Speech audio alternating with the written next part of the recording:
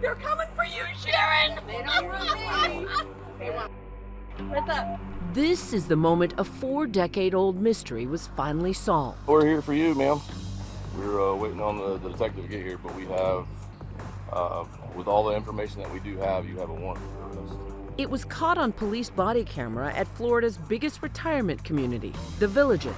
They have to be. Ma'am, we're not. I'm so sorry. No, you're okay. Turns out the woman known to her neighbors as Sharon Neely is actually Debra Newton. And she's wanted for allegedly kidnapping her own daughter, Michelle, way back in 1983. I feel like it's kind of an emotional roller coaster. We made contact with Michelle, now a 46-year-old adult who's beginning to come to terms with the fact that she grew up on the run. There's been places where I knew that there was something wrong when you go back to getting identity or papers or a driver's license. I have known for a long time that something was not right, but I've never really had answers to that story. Police told Michelle when she was just 3, her mother, Debra, told her then-husband, Joe, that she was taking Michelle to Georgia, where she'd gotten a new job. But Joe eventually discovered the two had vanished. At one point, Debra was listed on the FBI's top 8 most wanted parental kidnapping fugitives. WLKY News in Louisville, Kentucky sat down with Michelle and her father, Joe, remembering the moment he saw his daughter for the first time in 42 years. I wouldn't trade that moment for anything. It was No. just like I seen her when she was first born.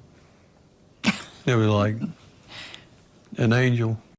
This is an answer to a question I've probably been asking for 35 years at this point. The big break in the case came a year ago when the National Center for Missing and Exploited Children posted an age progression photo of what Michelle may look like now. Age enhancement is really gotten super good. And in this case, you have a picture of what a 3-year-old looks today. And in this case, it clearly helped.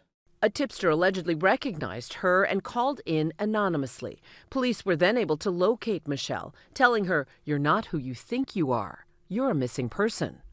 It really goes to show how important it is to get the public's help. 40 some odd years later is pretty unusual, but it is something that happens, and when you follow leads and you put cases back out to the public, sometimes you get success. I think we've all had points in our life where we've even made a choice or made a decision that, especially when you're 21, 22, and you don't feel like you have any resources or anyone to go to help you out of that. And I think she really tried to do the best she could with the choice that she made.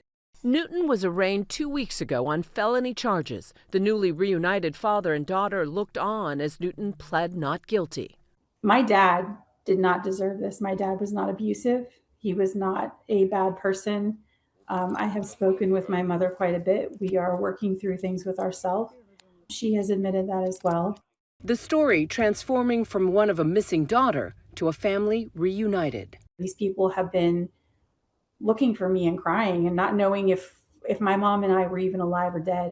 You think about prom and graduation and college and all these moments that you have. Surprisingly, Michelle says she doesn't hold any resentment towards her mother. I think there's a lot of healing that's got to happen between my mom and I.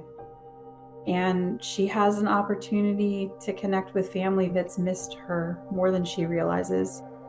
I feel like the relationship with my side of the family that I found is just the most beautiful gift. And I am ecstatic to throw myself into it and just get to know everyone.